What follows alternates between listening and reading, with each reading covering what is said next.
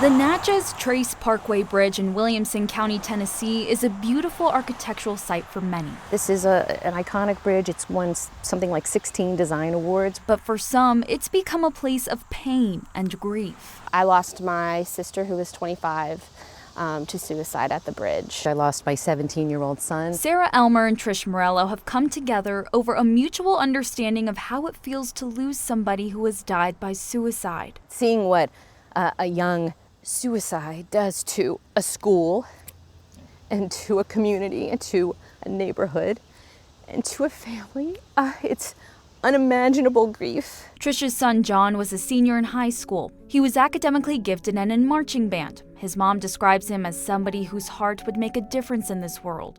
Sarah's sister Danielle was a mother of two, smart, caring, and a big mental health advocate. Now that she's gone,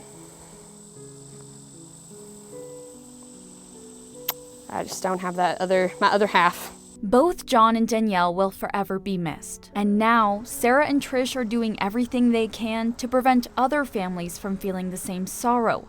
Together, they've formed the Natchez Trace Bridge Barrier Coalition. Ultimately, what stops bridge suicides is a physical structure. Their goal is to create an 8-foot barrier on the bridge so it's not easy for someone to jump. But until then, they're thankful for the new resource that was recently planted on the bridge. We are about to see for the first time the brand new call boxes put on the bridge by the National Park Service. These call boxes offer a direct line to 911 and the Tennessee crisis number. The crisis line is more for someone who is in that place and needs that counseling. I think 911, well, that's for them too, but that's also for, I think, bystanders who see someone in trouble and want to get authorities here. With barely any cell service in the area, Trish and Sarah say the call boxes are essential, and they hope they'll make a big difference for people in need. If that call box saves one life, then it is worth it. Letting somebody know they're loved and cared for is a critical message everyone needs to hear. On the Natchez Trace Parkway Bridge, you can pick up the phone for support. But what if you were walking along and you came across a mental health first aid kit? Something to physically hold on to. My name is Allie Borowski. I am the CEO and founder of Find Your Anchor. Find Your Anchor is a grassroots movement aimed at suicide awareness and prevention. It all kind of manifests itself into these little blue boxes that we launch into the world. So you're walking down the street, you see this little blue box, you open the lid, it says if you're feeling lost, hopeless, suicidal, this is for you.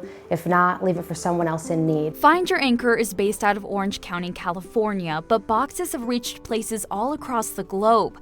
The boxes can be requested by people in need, ordered by mentors who want to help people in need, or launched in a public place for somebody to find. Allie says she thinks launching them organically into the world is the most powerful way for somebody to encounter a box. It's like a message from the universe, like, I was meant to find this was put here for me. The box holds multiple items to give people hope.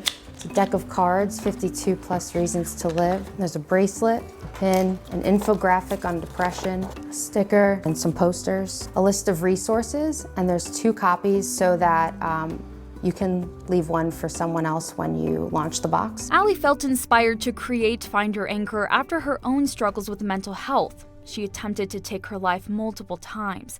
Now she's helping others who may be in a dark place.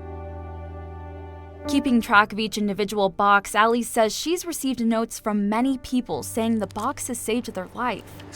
And that's why more and more mental health advocates are standing behind Find Your Anchor. I like the Find Your Anchor box because it's empowering the individual immediately and yet provides resources for them if they need more than just the box. And then this one's important for me, being a mentor. Amanda Green says she can't stop ordering Find Your Anchor boxes because she understands their powerful impact. Living with chronic illness and having it for a long time, there's days where you're like, okay, I'm done. As soon as the people receiving boxes are in a better place, they're encouraged to pass it on, adding an item that was an anchor for them.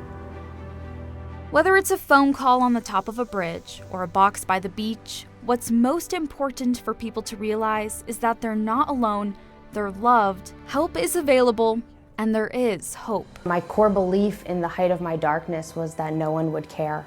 If we can help convince you that strangers care about you, then, you know, it shouldn't be so hard to, you know, feel that your family and friends do as well. If you are suicidal, there is help, and I encourage you to reach out. Talk about it.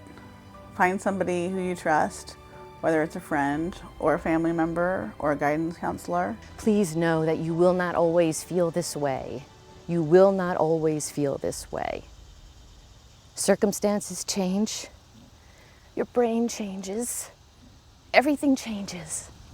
You will not feel this way forever. You must give yourself another minute, another day. Because I promise, someday, the birds will sing, and you'll be in a much better place, and you owe it to yourself and your family. More time. As hard as it is, give yourself more time. I'm Elizabeth Ruiz reporting.